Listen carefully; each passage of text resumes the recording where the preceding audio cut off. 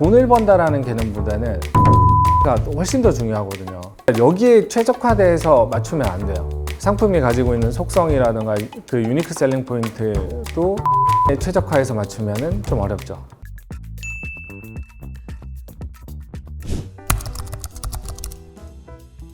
좀 다 다르다고 생각합니다. 단일 품목인데 어떻게 보면 잘 판매되는 그런 제품 같은 경우에는 자사몰로 운영하기에는 조금 박리담회를 좀 많이 판매해야 되는 이를테면은 어떤 용기나 그릇 같은 이런 제품들은 입점 판매를 통해서 매출을 좀 더 많이 확대하는 것들도 방법일 것 같고요. 정답이 없어요. 그러니까 업의 형태나 해당 산업의 형태에 따라서 좀 되게 많이 갈리거든요. 본인이 가지고 있는 그런 강점이나 이제 속성들 이걸 아는 게 먼저일 것 같아요. 패션 브랜드나 좀 감도에 민감한 브랜드를 제외하고는 그러니까 외부 채널 운영하는 것들도 하나의 방법인데 그러니까 입점하는 거는 사실 큰 의미 없어요. 입점한다고 매출이 크게 올라가거나 그러진 않으니까 입점보다는 노출을 더 많이 받을 수 있는 그런 옵션이나 협상 능력들이 굉장히 중요하죠. 그러니까 예를 들어서 할인을 한다고 하면 우선 순서를 좀 정했으면 좋겠어요. 월화수목금토일이라고 하면 일요일은 자사에서 먼저 공개를 하고 그다음에 이제 월요일부터는 예를 들어서 무신사다. 그럼 무신사에서 먼저 최초 할인 퍼센테이지를 좀 낮춰서 다른 플랫폼 이동을 하면서 순회하는 방식들도 하나의 방법이기도 하고요. 저는 다 같이 운영을 해야 된다라고 생각을 하는 편이에요. 근데 이제 자사몰 운영할 때는 약간 코스트가 너무 올라가기 때문에 그 부분들이 대부분 고려가 안 돼 있는 제품들인 경우에는 좀 어렵죠. 경험을 쌓는 데는 반드시 큰 도움은 되죠. 왜냐하면 손 가야 되는 것들. 그러니까 예를 들어서 스마트 스토어 같은 경우나 쿠팡 판매자 센터라던가 이런 쪽에 가면은 거의 다 최적화가 돼 있단 말이에요. 그러니까 접객 영역에서나 ERP라던가 이런 게 되게 잘 되어 있는데 자사를 하게 되면은 그걸 다 붙여봐야 되거든요. 자기가 테스트를 해보고 그쪽 영역에서는 한두 번 정도는 경험을 해보는 것도 좋은 방법이지 않을까. 어차피 자사몰을 하게 될 거면 다 같이 하는 게 사실 좋죠. 근데 이제 수수료율이 걱정이다, 너무 높다, 35%, 40% 이게 너무 높다, 어떤 데들은 15% 이게 카테고리마다 조금 다르긴 하지만 그거는 이제 프라이싱의 문제예요. 가치를 브랜드에 부여해 주거나 프로덕트에 부여해 줄 수 있으면 충분히 저는 문제가 없다. 일단은 내가 판매하는 제품이나 브랜드가 검색이 이루어지는 제품들이 있어요.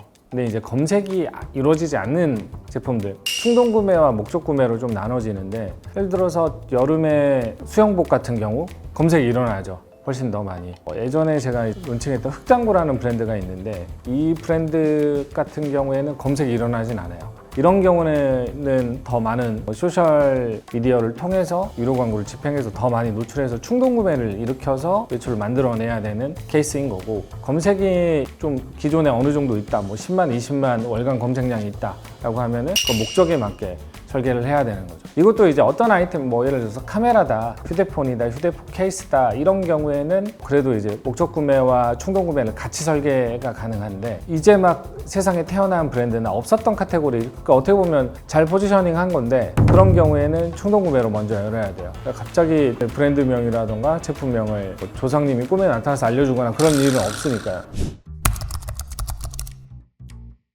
저 되게 많아요. 되게 튼튼한 케이블 자주 고장 나니까 인스타그램에서 좀 뜨길래 몇 개 충동으로 몇 개 구매한 적이 있어요. 원색도 좋아하고 컬러감 있는 것들, 좀 비비드한 컬러 좀 좋아하는데 그런 디자인이어서 충동적으로 구매를 했던 것 같아요. 근데 그게 원래 계획에 있었던 건 아니거든요. 그냥 있는 거 그냥 써도 되고 편의점에서 사도 되는데, 근데 사실 이게 연결돼 있어야 된다고 저는 계속 이야기를 하거든요. 어쨌든 충동적으로 제품을 인지를 하거나 발견을 했을 때 해당 브랜드명이라던가 제품명을 검색을 해보거든요. 거기 안에서 포탈 내에서도 퍼널 설계라던가 이런 것들이 좀 있어야 되거든요. 단순하게 그 SNS 영역, 리타게팅 영역이라던가 트래픽 캠페인이라던가 그런 것들이 있잖아요. 장바구니 캠페인이라던가 이것도 물론 유료 광고 영역에서 중요하긴 하지만 이걸 설정해 놓고 포털에서 검색이 일어나는 것들 최적화하는 게 중요하죠. 그래서 이제 시딩 가이드나 이런 게 좀 많이 중요하고 필요한 것 같아요. 적절하게 잘 활용을 해야 된다라고 생각을 하는데, 예전에 이제 모 브랜드 론칭할 때도 좀 의존적이면 안 된다라는 생각을 좀 많이 해요. 그러니까 하나의 채널인데 사실 소개 목적이 좋은 아이디어를 가지고 투자를 받아서 제품을 론칭하는 플랫폼으로 성장을 한 거잖아요. 이게 지속적이지는 않아요. 축의금을 2번, 3번, 10번씩 내주진 않거든요. 왜냐면 펀딩 론칭하면 대부분 지인들부터 계속 알려서 광고를 한단 말이에요. 지인들이 또 사주기도 하고. 근데 그게 반복적으로 계속 이루어지진 않아요. 근데 그 모수가 내 사이트나 내 브랜드에서 구매한 게 아니라 와디즈에서 예를 들어서 구매했다로 인지가 돼버리면 브랜드가 좀 하위에 있는 거죠. 그러니까 쿠팡에서 구매했다 그러지 거기에 있는 제품을 구매했다고 기억하진 않거든요. 특히나 이제 신규 브랜드 같은 경우에는 더욱이 그럴 거예요. 휘발성이 굉장히 강하기 때문에 다른 판매 루트나 채널들을 미리 마련해 놓지 않으면 브랜드를 장기적으로 가면 어렵죠. 무조건 어려울 수밖에 없어요. 또 하나의 문제가 고용 안정을 해줄 수가 없죠.